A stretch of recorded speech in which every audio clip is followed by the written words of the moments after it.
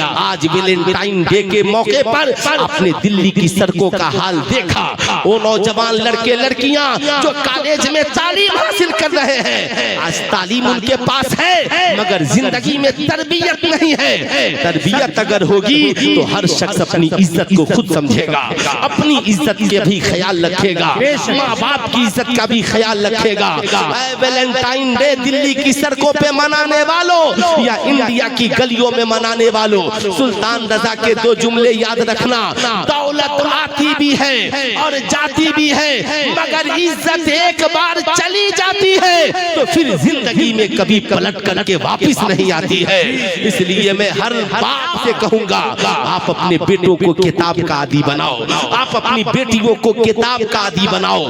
मैं ये नहीं कहता मोबाइल जरूरत के लिए इस्तेमाल कीजिए, मोबाइल कॉलिंग के लिए है कॉल कीजिए, मोबाइल जरूरी एसएमएस के लिए है एसएमएस कीजिए, मोबाइल ऑफलाइन महंगी किताबें हैं तो ऑनलाइन सस्ती किताबें ले लीजिए। खुदा के वास्ते आप पढ़ने वाले नौजवान हैं, भूल जाइए व्हाट्सएप भी आपकी जिंदगी में है, फेसबुक भी आपकी जिंदगी में है, इंस्टाग्राम भी आपकी जिंदगी में है।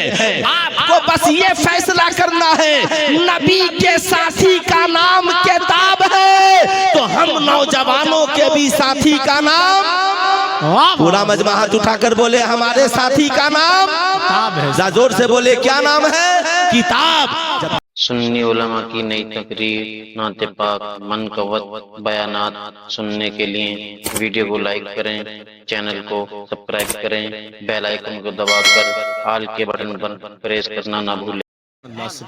आने के बाद स्टेज पर मौलाना हजरत अल्लामा फरूक आलम साहब किबला तरीकी, मौलाना अबसार साहब किबला, नकीबे जलसा, शायर हिंदुस्तान ज़ैनुल आबिदीन साहब किबला कानपुरी, ये बड़े माहिर शायर हैं।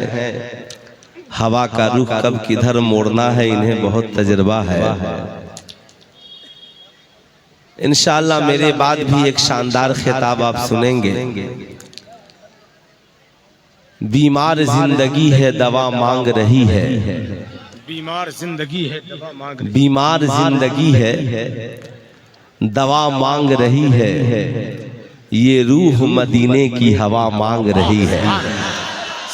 पीछे वाले भी समझ रहे हैं तो एक बार हाथों को उठाकर सिर पे एहसास दिला दें कि हम लोग सुन रहे हैं। जी माशाअल्लाह। बीमार जिंदगी है दवा मांग रही है, ये रूह मदीने की हवा मांग रही है, शक चांद को उंगली से किया अक्ल है हैरान, साइंस मोहम्मद का पता मांग रही है।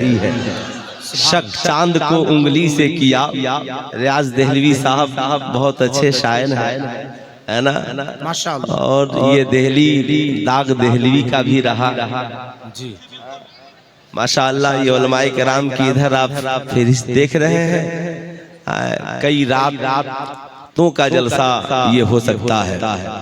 बीमार जिंदगी है दवा मांग रही है, ये रूह मदीने की हवा मांग रही है, शक चांद को उंगली से किया अक्ल है हैरान, साइंस मोहम्मद का पता मांग रही है। ऐ खालिके कौनैन बड़ी रात अता कर, ये फातिमा रो रो के दुआ मांग रही है।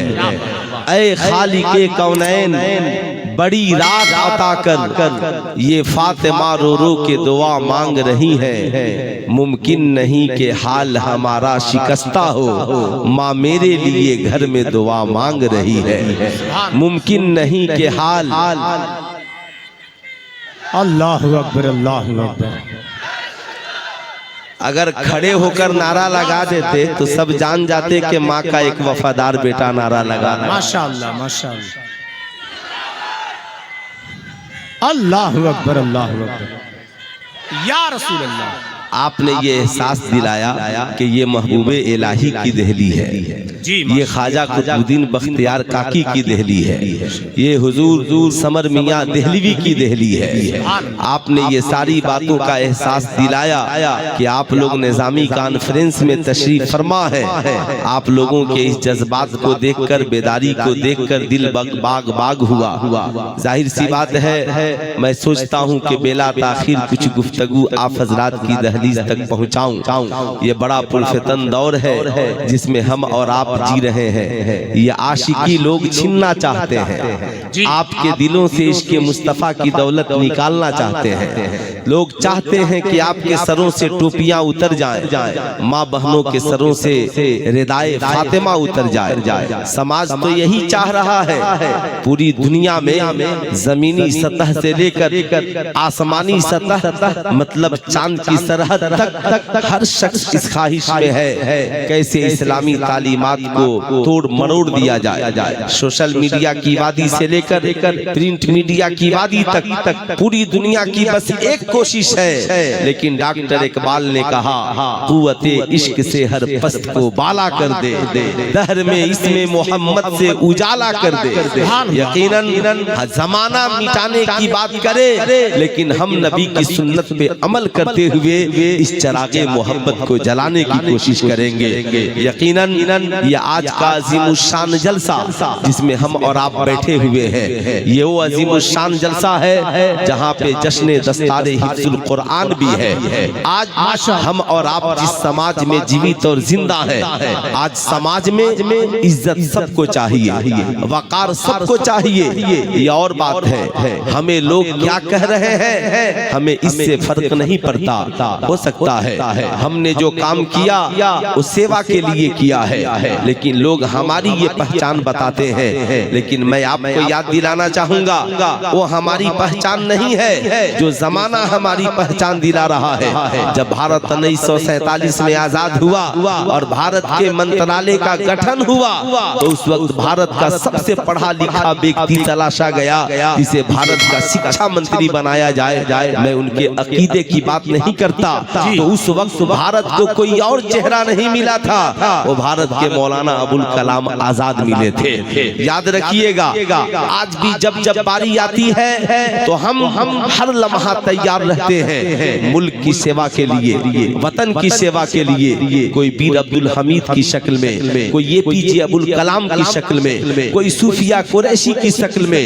ये सारी बातें हैं। भारत की आजादी में जो हिस्सा अल्लामा फजले हक खैराबादी ने लिया, अंग्रेजों के खिलाफ सबसे पहले जिहाद का फतवा जिसने दिया था वो इसी भारत के रहने वाले अल्लामा फजले हक खैराबादी थे। जाहिर सी बात है, पटना की सरजमी पर जिसने भारत की आजादी की लड़ाई की शुरुआत करने के लिए सदाकत आश्रम बनाकर गांधी जी को जिसने दिया, वो कोई और नहीं, वो मौलाना मजहरुल हक साहब थे। ये सब के सब पढ़े लिखे थे, बावकार थे, इनके इल्म का जवाब नहीं है। लाओ अल्लामा फजले हक खैराबादी के फतवे की तरह कोई फतवा लाओ मियां।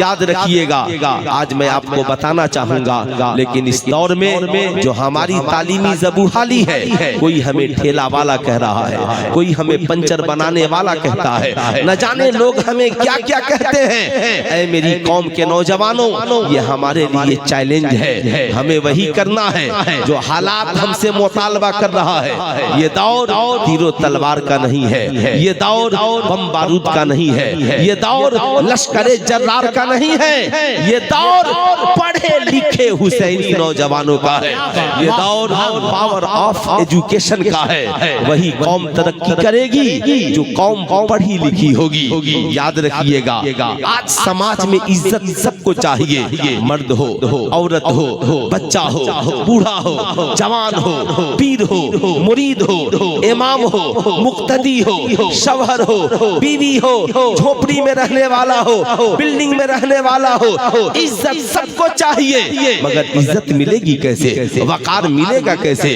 जमाना आपका रिस्पेक्ट करेगा कैसे? ये कोई जरूरी नहीं है कि एक झोपड़ी वाले के लिए लोग खड़े नहीं होंगे। शर्त ये है कि उसे अपनी मंजिल पाने के लिए मेहनत करनी पड़ेगी। ऐ कुरान, तू तो हुदल लिन्नास है, तू ही बता कि इंसान को इज्जत मिलेगी कैसे? हम झोपड़ी में रहने वाले हैं मगर इज्जत बंगले की बराबर चाहते हैं। हमें जमाना अकलियत कहता है मगर हम अक्सरियत पे गालिब आना चाहते हैं। कुरान कहता है इज्जत की सिर्फ एक राह है, उतुल इल्मा दर्जात, जो इल्म हासिल करेगा अल्लाह उसके रुतबे को बढ़ा देगा। जो शिक्षा ग्रहण करेगा अल्लाह उसकी इज्जत में इजाफा कर देगा। जो तालीम याफ्ता होगा अल्लाह उसकी इज्जत को बढ़ा देगा। यही वजह है मेरी माँ बहनों, तुम भी कान खोल कर सुन लो। तुम चाहती हो कि तेरा बेटा इज्जत पाए, तेरी बेटी इज्जत पाए। लोग जो आज आपको झोपड़ी में देख रहे हैं, आपकी औलादे बड़ी महलों में इतराएं तो तुम महलों में इतराएं तो आपको अपने बच्चों के इखलाक को संवारना होगा, उनके किरदार को संवारना होगा, उन्हें तालीमी मैदान में उतारना होगा।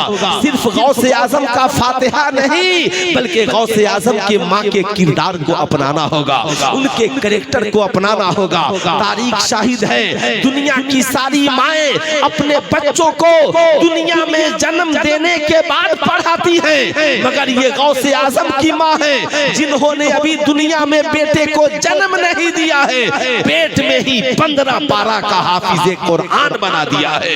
मियां लाओ ऐसी माँ। अल्लाह अकबर, वाह सुभान अल्लाह, सुभान जिंदाबाद जिंदाबाद। सिर्फ ख्वाजा कुतुबुद्दीन बख्तियार काकी की चौखट पे जाकर चादरें ही मत चढ़ाओ, कभी उनके किरदार को पढ़ो। उनकी माँ कितनी नेक थी कि उन्होंने ख्वाजा कुतुबुद्दीन बख्तियार काकी को दुनिया में जन्म देने से पहले पेट में ही 18 पारा का हाफिज़े कुरान बना दिया था। आपने कभी सोचा हमारी कौम सिर्फ ये समझती है हमने चादरें चढ़ा दी, हमने हक अदा कर दिया, हमने फातिहा दिला दिया, हमने हक अदा कर दिया? नहीं, कभी अल्लामा अब्दुल हक मुहद्दिस देहलवी की कब्र पे भी हाजिरी देकर के देखो। याद रखना ये दिल्ली एक किताब है, दिल्ली था जिसका नाम। इस दिल्ली की सरजमी पर 200 खानकाहें थी, हर खानकाह से कुरान और हदीस की तालीम आम किया जाता था। आपको पता भी है हम तालीम याफ्ता कौम है मगर आज हमारी कौम ने तालीम के दामन को छोड़ दिया। इसलिए मैं आपसे कहूंगा समाज में हर इंसान अपने इल्म के मुताबिक इज्जत पाता है।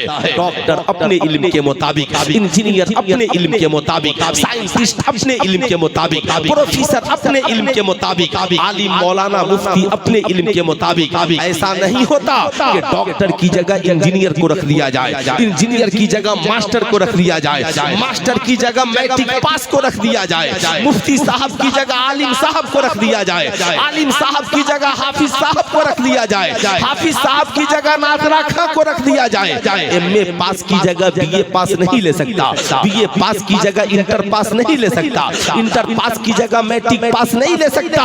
इसलिए मेरी कौम का हर शहजादा शहजादी ये कान खोल कर सुन ले, आज जो आपके ज़हन में ये बात है कि इंसान पैसे से अमीर होता है, यह आपकी भूल है। हमें अपने बच्चों को बताना होगा इंसान पैसे से अमीर नहीं होता, इंसान दौलत से अमीर नहीं होता, इंसान तो पावर ऑफ एजुकेशन से अमीर होता है। जिसके पास जितनी ज्यादा तालीम होगी उतनी ज्यादा सरकारें उनकी तनख्वाहें मुकर्रर करेंगी। याद रखिएगा उतना ही ज्यादा कंपनियां उन्हें तनख्वाहें देंगी। इसलिए मैं कहूंगा आज छोटे छोटे बच्चे समझते हैं शायद पैसा का नाम ही अमीरी है, इसलिए कि जब बात अमीरी की आती है लोग कहते हैं फला करोड़पति है, फला अरबपति है, फला लखपति है। मैं कहना चाहूंगा यही वजह है शायद नौजवान आईपीएल में सट्टा लगाते हैं, जल्दी मुझे अमीर बनना है, जुआ खेलने चले जाते हैं ताकि जल्दी हमें अमीर बनना है। बाज लड़कियां कॉलेज में पढ़ते हुए साहब अपने जिस्म का सौदा कर बैठती हैं माज़अल्लाह, वो सोचती हैं शायद हमें जल्दी अमीर बनना है। बाज नौजवान साइबर क्राइम में कदम रख देते हैं, शायद हमें जल्दी अमीर बनना है, मगर इस्लाम कहता है अमीर बनो और रिज़्क़े हलाल कमाओ, पाबंदी नहीं है, मगर चोरी करके अमीर मत बनना, टाका जनी करके अमीर मत बनना, माले हराम कमा करके अमीर मत बनना, साइबर क्राइम करके अमीर मत बनना। अगर समाज में इज्जत के साथ अमीर बनना है, डॉक्टर बनो। याद रखना, मैं आपको बताना चाहूंगा, ऐ मेरी कौम का हर बच्चा बच्ची ये सुन ले, एक डॉक्टर पढ़ लिख कर डॉक्टर पहले बनता है, समाज का अमीर इंसान बाद में बनता है। एक साइंटिस्ट पढ़ लिख कर साइंटिस्ट पहले बनता है, समाज का अमीर इंसान बाद में बनता है। एक प्रोफेसर पढ़ लिख कर प्रोफेसर पहले बनता है, अमीर इंसान बाद में बनता है। याद रखिएगा, एक इंजीनियर पढ़ लिख कर इंजीनियर पहले बनता है, समाज का अमीर इंसान बाद में बनता है। मुफ्ती साहब पढ़ लिख कर मुफ्ती पहले बने हैं, समाज का अमीर इंसान बाद में बने हैं। सैयद कैसर खाली साहब पढ़ लिख कर आलिम रब्बानी पहले बने हैं, समाज का अमीर इंसान बाद में बने हैं। याद रखिएगा, ये इल्म है जो इंसान को अमीर बना देता है, ये इल्म है जो इंसान को साहबे किरदार और अखलाक बना देता है। इसलिए मेरी कौम का हर शहजादा शहजादी जान ले, हमें समाज का इज्जतदार और अमीर इंसान बनना है, मगर तालीम के जरिया बनना है, एजुकेशन के जरिया बनना है, शिक्षा के जरिया बनना है। यही वजह है मियाँ, आप याद कीजिए, दुनिया के सबसे कामयाब इंसान का नाम क्या है? आपके जबान पर एक नाम आएगा मियाँ, दुनिया के सबसे कामयाब इंसान का नाम मुहम्मदुर रसूलुल्लाह सल्लल्लाहु अलैहि वसल्लम है। दुनिया के सबसे कामयाब इंसान हुजूर है। बादल खुदा बुजुर्ग तुई किस्सा मुख्तसर ला युमकिनु सनाओ कमा काना हक़्क़हु। बरेली के रजा फरमाते हैं, सबसे आला व औला हमारा नबी, सबसे बाला व आला हमारा नबी, सारे ऊंचों से ऊंचा समझिए जिसे, है ऊंचों से ऊंचा हमारा नबी। कुरान ने कहा वरफाना लका ज़िक्रक, महबूब मैंने आपके जिक्र को ऊंचा कर दिया है। तभी मेरे उस्ताद ने कहा था, ऊंचा जो चढ़ गया है गिराया न जाएगा, रिफात की मंजिलों से हटाया न जाएगा। खुद रब्बे कायनात ने रोशन किया जिसे, फूकों से वो चराग बुझाया न जाएगा। इसलिए मियाँ अल्लाहु अकबर, अल्लाहु अकबर। बहुत अच्छा हज़रत, माशाअल्लाह, जिंदाबाद जिंदाबाद, माशाअल्लाह, बहुत अच्छा। माशाअल्लाह, आप सब लोग समझ रहे हैं ना? नारा नहीं भी लगाइएगा, मेरे टाइम तो चलेगा, रूहुल अमीन साहब के वक्त जिंदा रहिएगा, ठीक है? माशाअल्लाह, मैं तो फकीर आदमी हूँ, खड़ा हूँ, आप सिर्फ मुझे सुन लीजिए। मैं ये अर्ज कर रहा था, ऐ मेरे दोस्त, दुनिया के सबसे कामयाब इंसान है हुजूर। मैं चाहता हूँ कि एक मिसाल दे दूं ताकि आपको बात समझ में आ जाए। दुनिया में सबसे ज्यादा कामयाब आप किसे मानते हैं? इस वक्त पूरी दुनिया में सबसे ज्यादा कामयाब साइंटिस्टों को माना जाता है, रिसर्चरों को माना जाता है, उन्हें ब्रिलियंट माना जाता है। सारे दुनिया के सारे साइंसदानों को समेट दीजिए तो इंडिया में नासा है, नासा की ऊंची उड़ान को समेट दीजिए तो चांद का सफर है। आप ईमानदारी से बताइए, दुनिया में सारे ब्रिलियंट, अमेरिका के अकलमंद, चाइना के अकलमंद, रशिया के अकलमंद, पूरी दुनिया के अकलमंद जमा हो गए। कुरान ने 1450 वर्ष पहले कहा, वल कमरी इज़्ज़त तसक लतरकबुन्न तबकन अन तबक फमा लहुम ला युमिनून। कसम है उस चमकते चांद की, एक जमाना आएगा लोग सवारी बनाएंगे, चांद के ऊपर चले जाएंगे। कुरान ने कहा, चांद पे जाने वालों फमा लहुम ला युमिनून, अब ईमान क्यों नहीं लाते? चांद पे जाकर भी बेईमान रहे, ये तुम्हारी किस्मत है, अब ईमान क्यों नहीं लाते हो? अब जरा ठहरिएगा मियां, सारी दुनिया की रफ्तार, अक्ल वालों की रफ्तार, अमेरिका फख्र में है, मेरे बच्चे चांद पे चले गए। इंडिया को फख्र है, मेरे साइंटिस्ट चांद पे चले गए। सारी दुनिया के साइंसदानों को फख्र है, मेरे स्टूडेंट चांद पे चले गए। यानी सारी दुनिया की तरक्की चांद तक है। ऐ चांद तू बता, तेरी तरक्की कहाँ तक है? चांद कहता है सारी दुनिया की तरक्की मुझ तक है और मेरी तरक्की उंगलिये मुस्तफा तक है, मेरी तरक्की उंगलिये मुस्तफा तक है। सूरज उल्टे पांव पलटे, चांद इशारे से हो चाक, अंधे नजदी देख ले कुदरत रसूलुल्लाह की। मियां मैं बताना चाहूंगा, ये नबी है, इशारा करे तो चांद दो टुकड़े हो जाए। ये नबी हैं झूले में झूला झूले, जिधर इशारा करे चांद उधर चला जाए, तारे उधर चले जाए। मियां जमाना सारी दुनिया के अक्लमंदों को जमा कर दीजिए, गया हुआ वक्त कोई वापिस नहीं बोला सकता, मगर ये नबी है इशारा करे तो हजरत अली के लिए गया हुआ वक्त असर सूरज की शक्ल में वापिस आ जाए। मियां याद रखिएगा वो नबी मियां, इसलिए मैं कहता हूँ ऐ मेरी कौम के शहजादे और शहजादियों, दूसरों को आइडियल क्यों बनाते हो?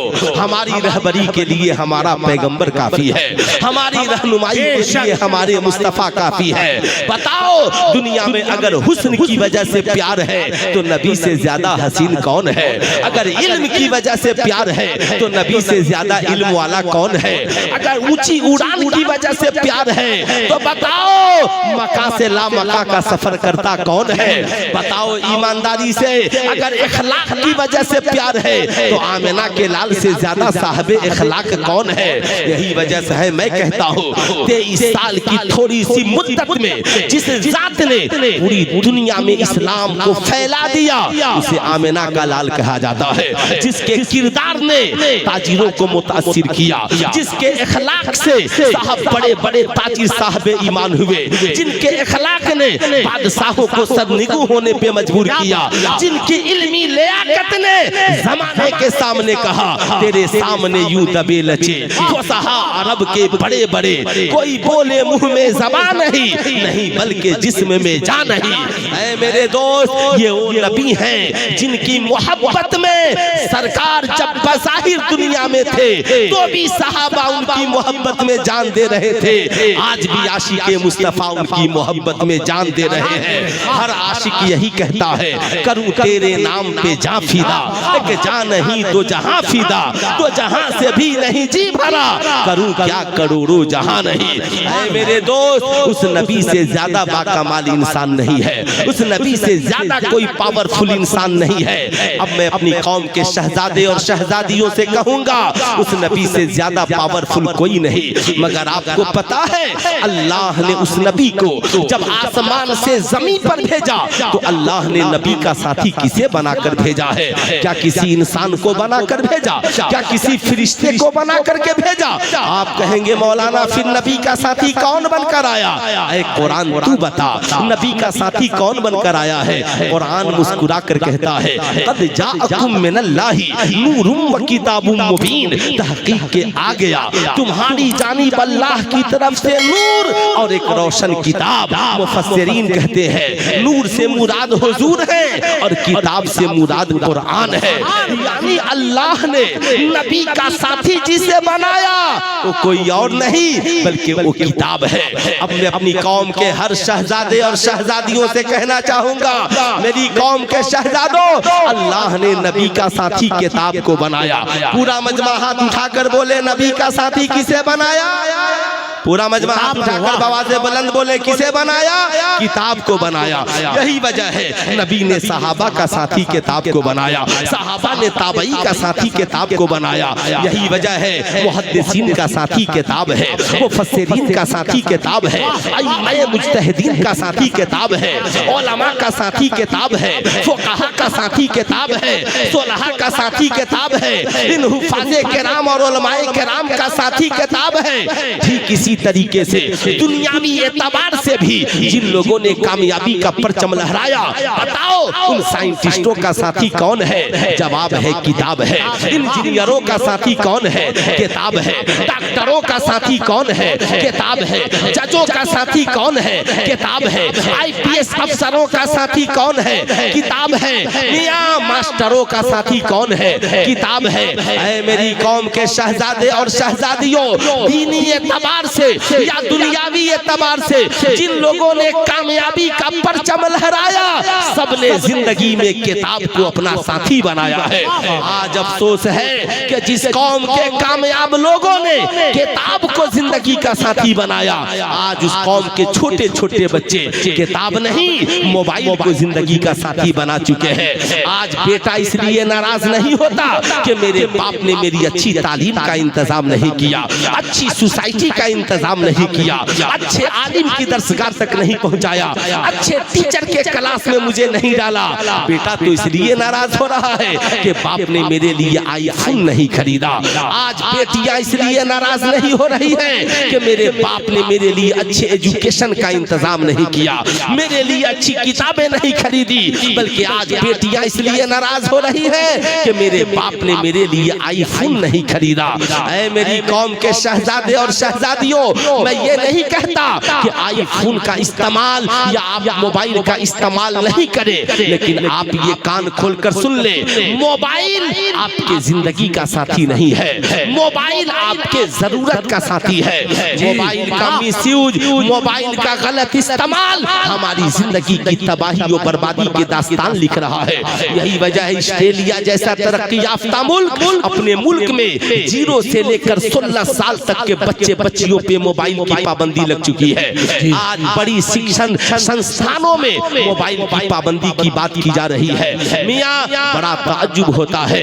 मैं आपसे पूछना चाहता हूँ, ऐ मेरी कौम के शहजादों, आज ये छोटे छोटे बच्चे जिन्हें किताबें पढ़नी थी वो मोबाइल पे गेम खेल रहे हैं। वो बच्चे जिन्हें मैट्रिक की तैयारी करनी थी वो मोबाइल पे चैटिंग में मुलविस है। वो बेटियां जिन्हें अपने इम्तिहानात की तैयारियां करनी थी वो मोबाइल की दुनिया में मशगूल है।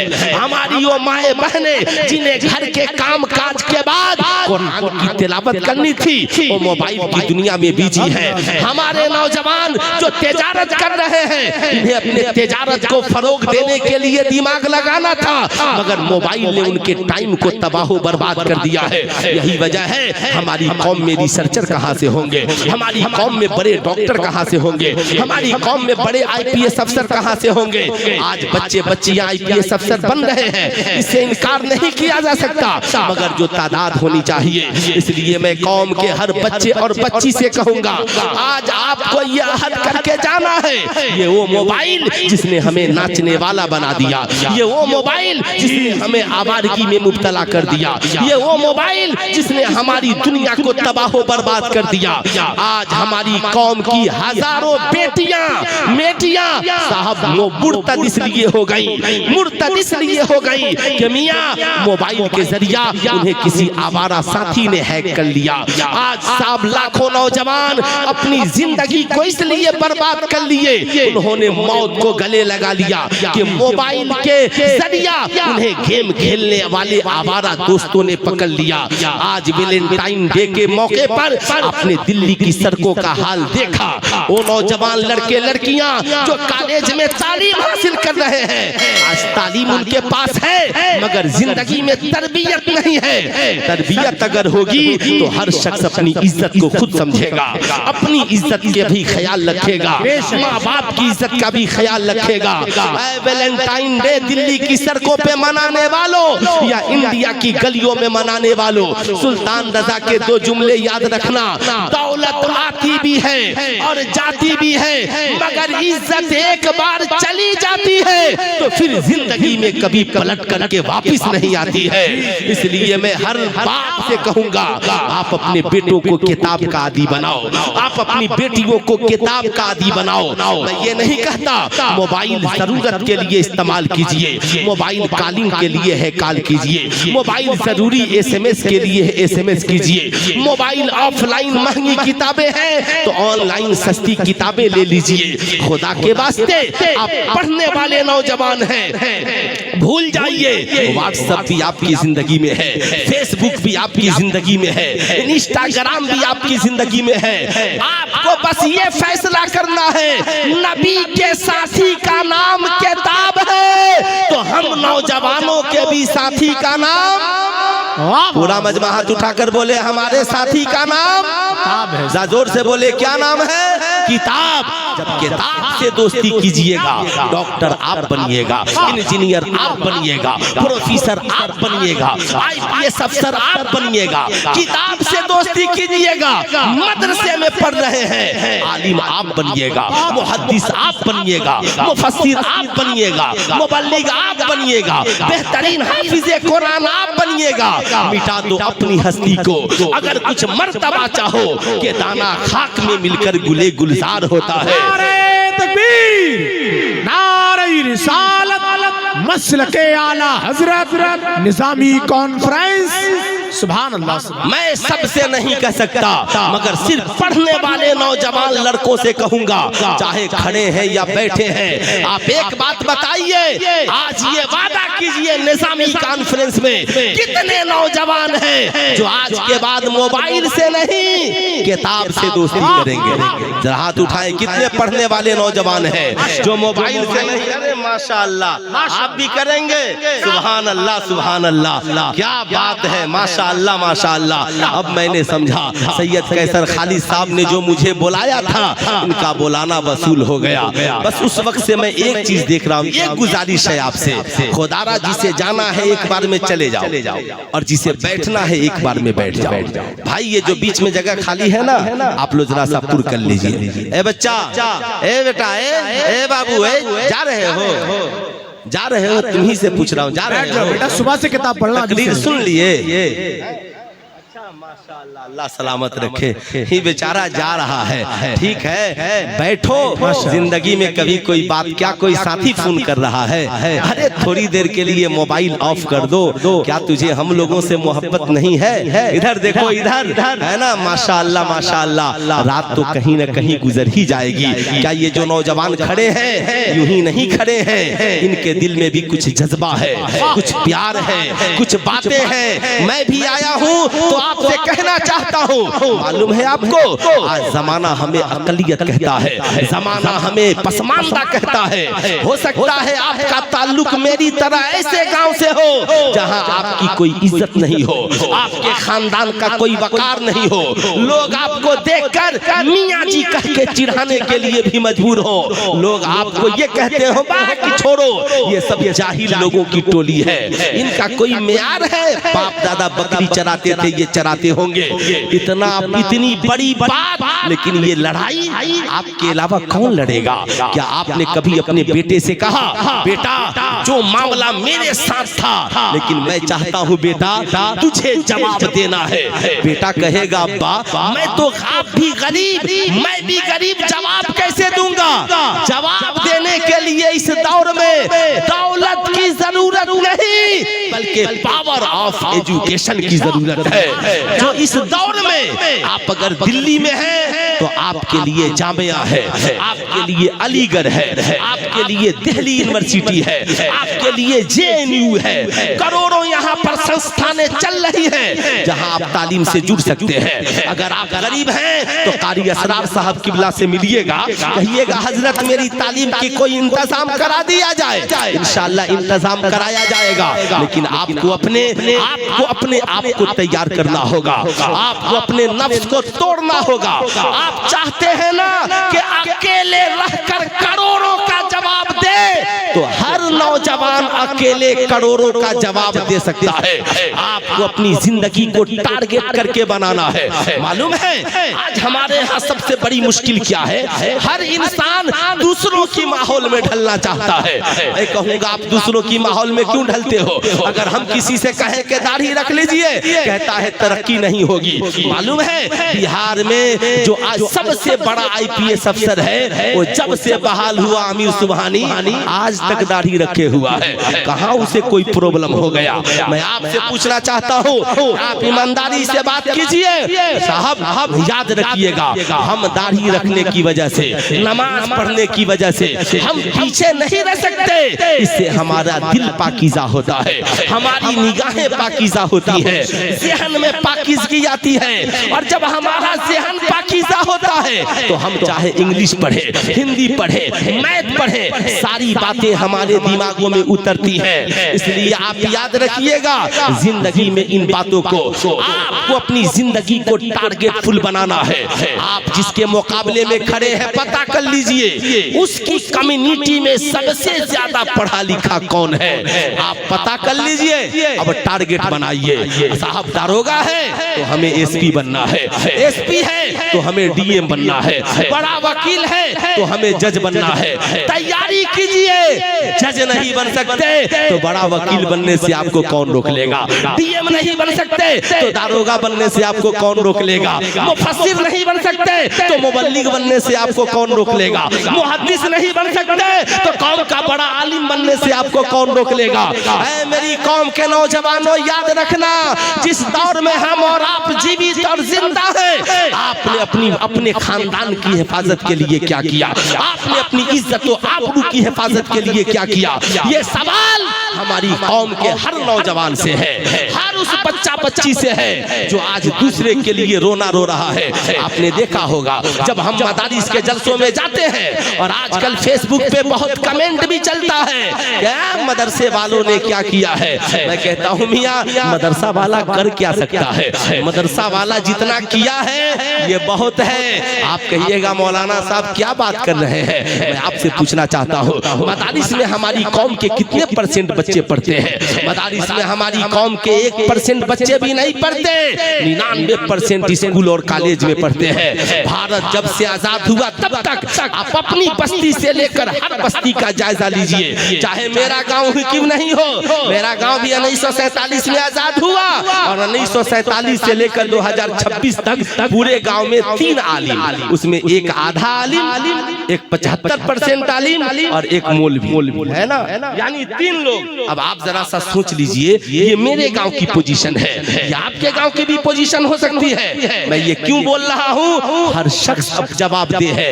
ये 1% बच्चे भी मदरसे में नहीं पढ़ते, लेकिन हर साल निजामी कॉन्फ्रेंस में बच्चे हाफिजे कुरान बना कर दिए जाते हैं, आलिम दीन बना कर दिए जाते हैं।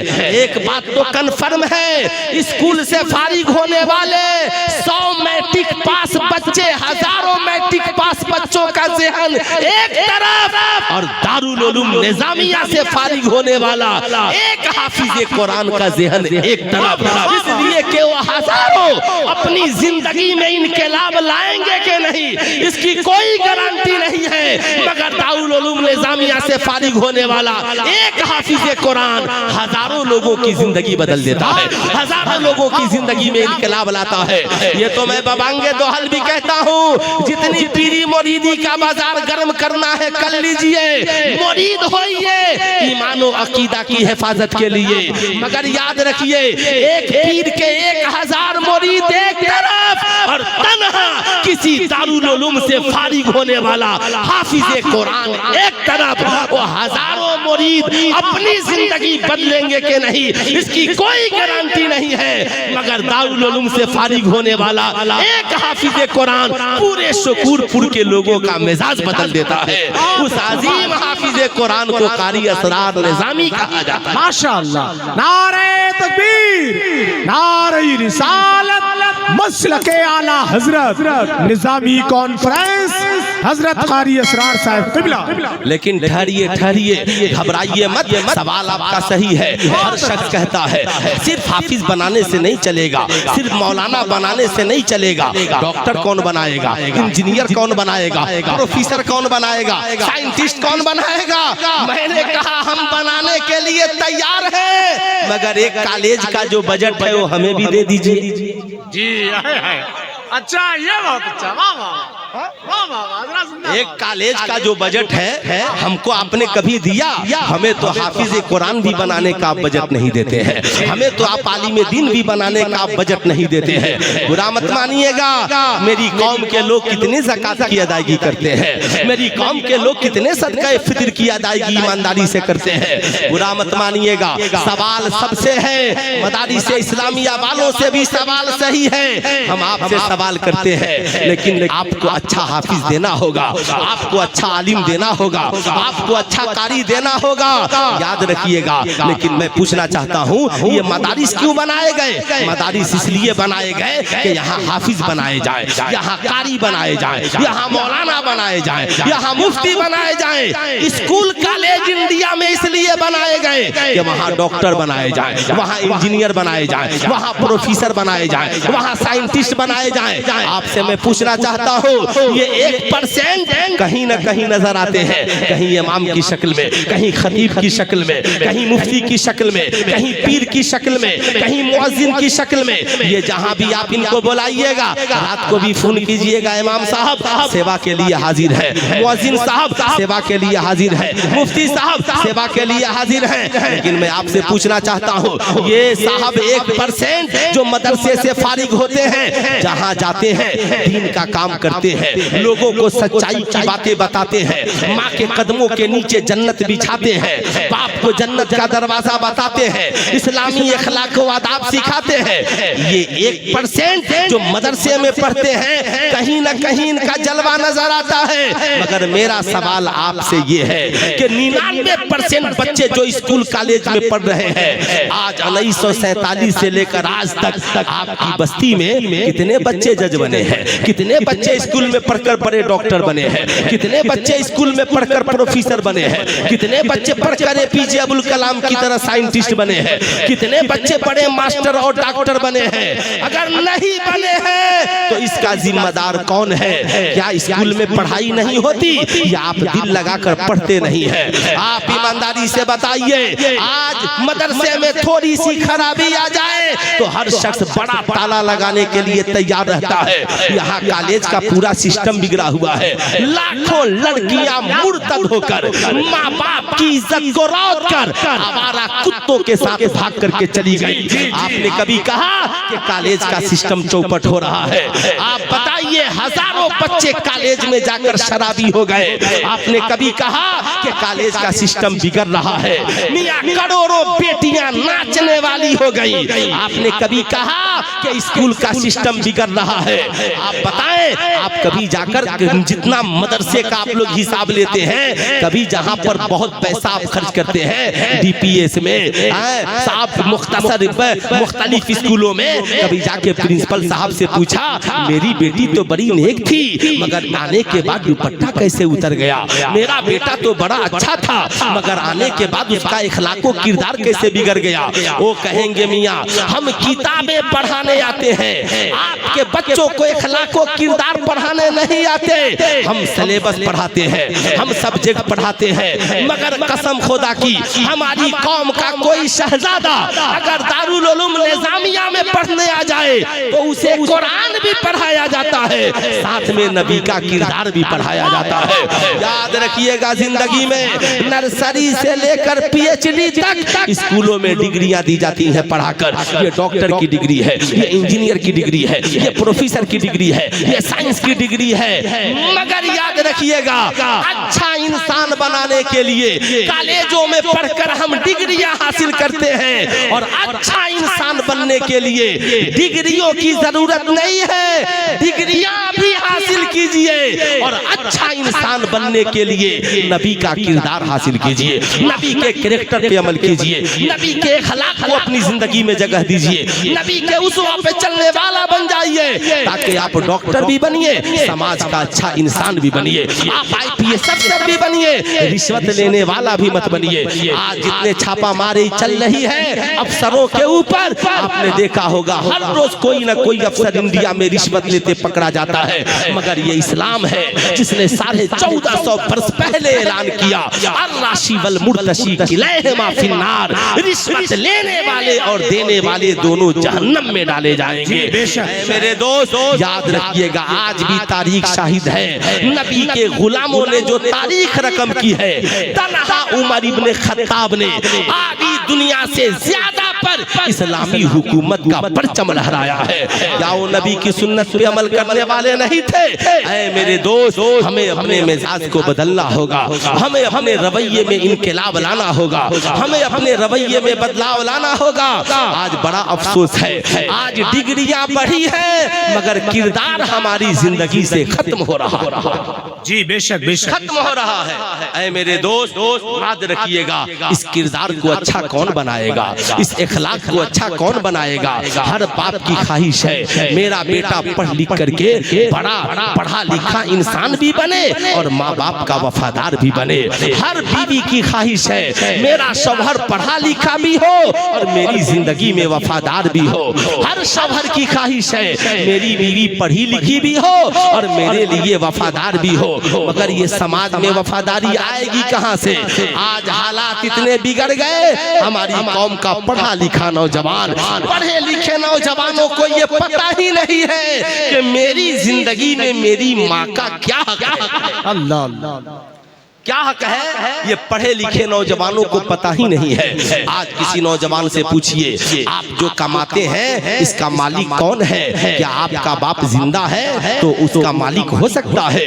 आपकी माँ जिंदा है तो क्या उसकी मालिकिन हो सकती है? तो आज का बेटा यही कहेगा, मौलाना कमाता मैं हूँ और बाप मालिक कैसे हो जाएगा? कमाता मैं हूँ और माँ मालिकिन कैसे हो जाएगी? मगर आइए इस्लाम के दामन में ये कोई और नहीं बताएगा, ये मज़हब इस्लाम है। जहां हम पहुंचते हैं हुजूर सल्लल्लाहु अलैहि वसल्लम की बारगाह में एक नौजवान हाजिर होता है, अर्ज करता है, या रसूल अल्लाह, ये बताया जाए मर्द की जिंदगी में पहला हक किसका है? क्या कहा? मर्द की जिंदगी में पहला हक किसका है?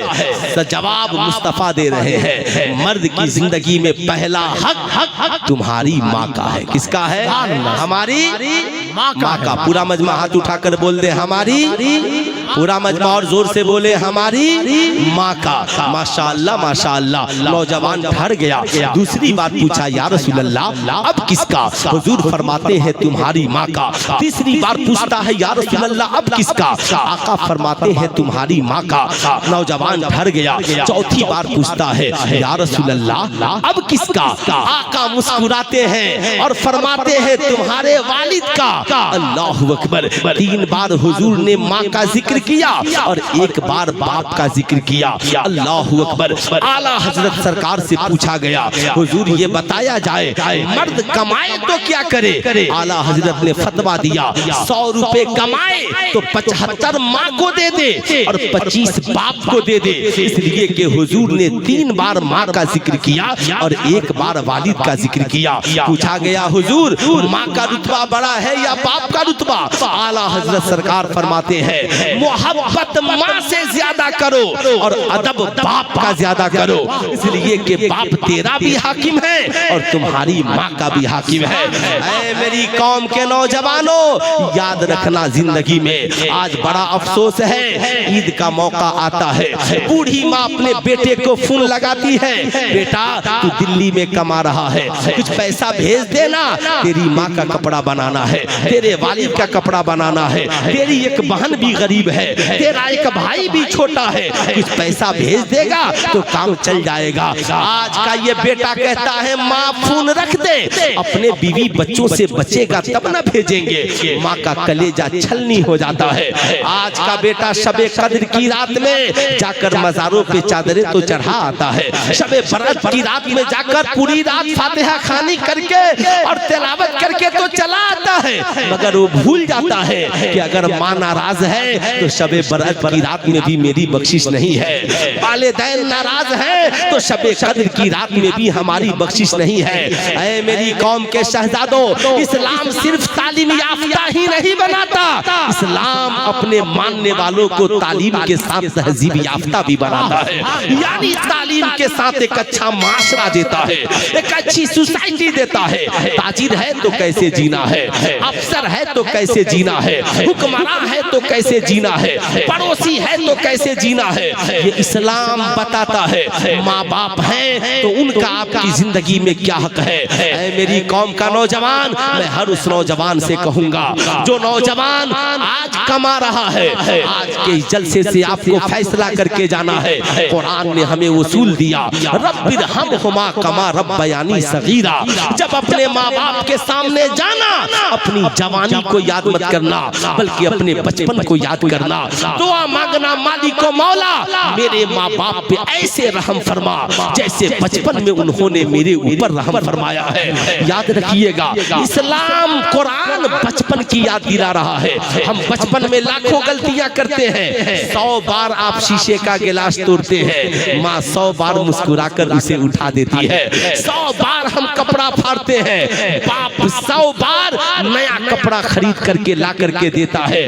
बाप के चेहरे पे सिकन नहीं है, माँ के माथे पे सिकन नहीं है। मैं आपसे पूछना चाहता हूँ, आज का नौजवान कहता है बचेगा तब देंगे। मैं आपसे पूछना चाहता हूँ, बताओ बचपन में माँ रोटियां बनाती थी, कोई 4 रोटियां खाता था, कोई 5 रोटियां खाता था। क्या कभी माँ ने कहा कि सुनो पहले मैं खाऊंगी, बचेगा तो तू खाना?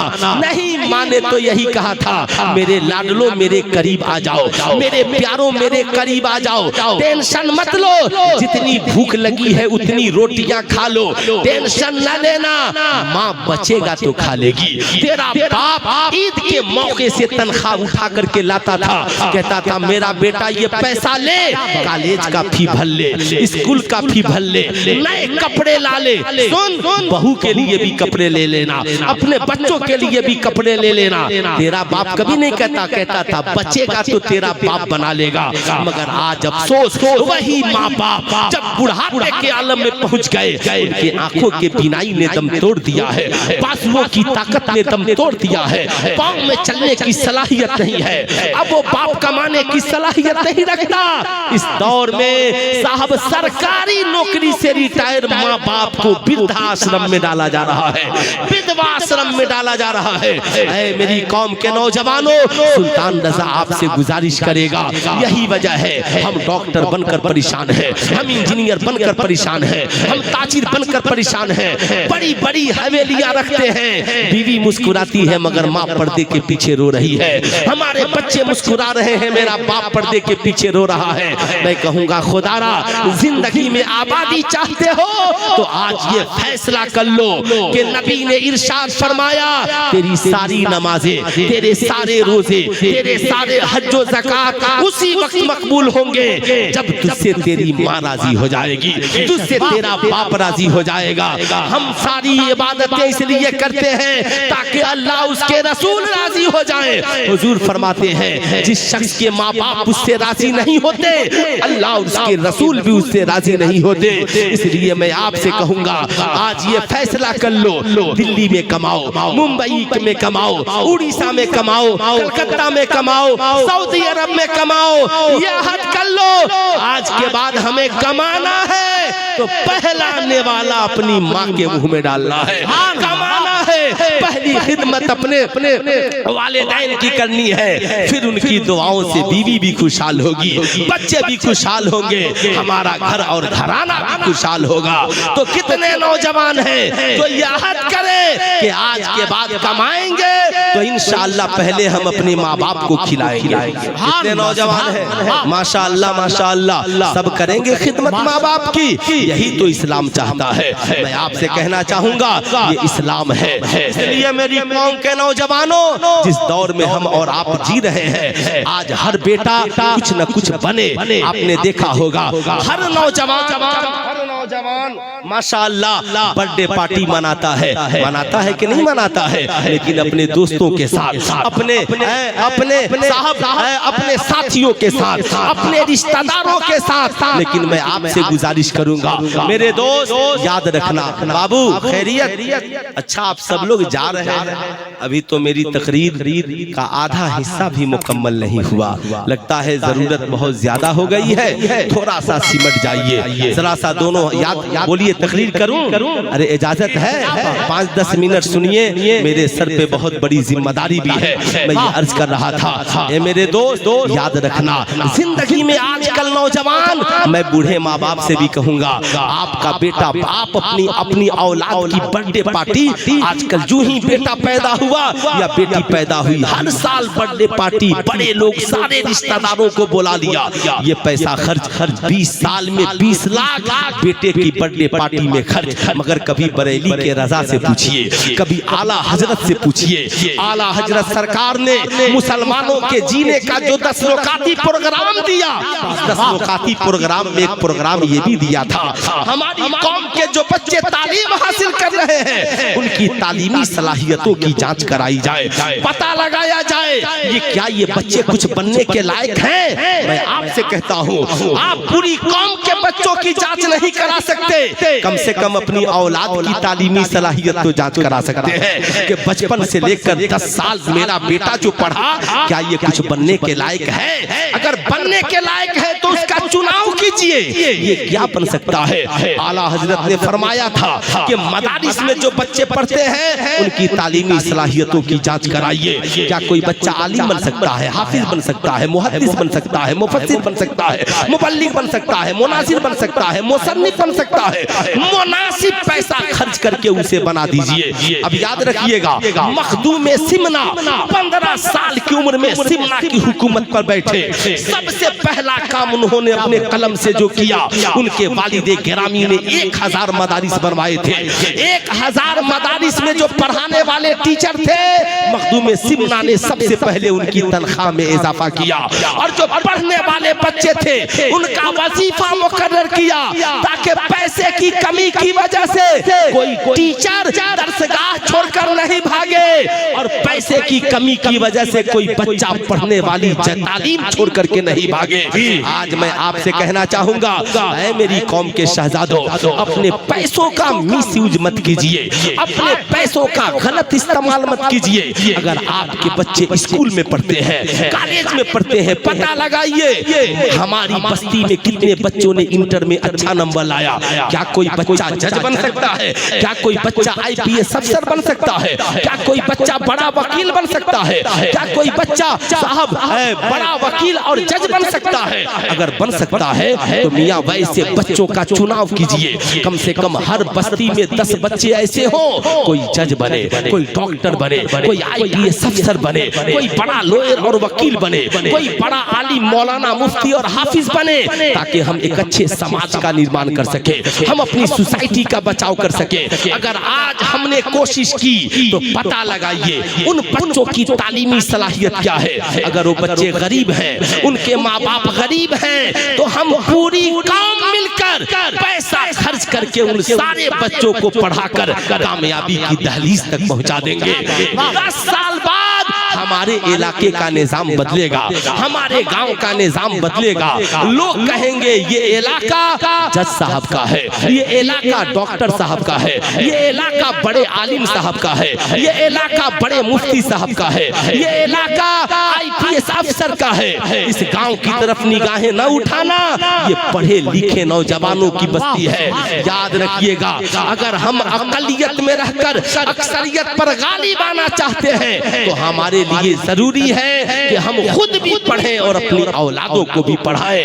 ऐ मेरे दोस्त, ये दारुल उलूम निजामिया हर साल बच्चों को हाफिज कुरान बनाकर आप हजरात के दस्तरखान पे पेश करता है। क्यों बनाता है? इसका मकसद ये है, इसका मकसद ये है तालीम कुरान आम हो जाए, इसका मकसद ये है रसूलुल्लाह की सीरत को आम किया जाए। अगर ये मदारिस नहीं होंगे तो माँ की अजमत बताने वाला कहाँ से मिलेगा? अगर ये मदारिस नहीं होंगे तो बताइए बाप की अजमत का ऐलान कौन करेगा? शराब जना जुआ की हुर्मत का ऐलान कौन करेगा? ये मदारिस हमारी रीढ़ की हड्डी है, जिन्होंने इस माशरे को बुराई से बचाने का काम किया है, जिन्होंने इस माशरे को बेहयाई से बचाने का काम किया है।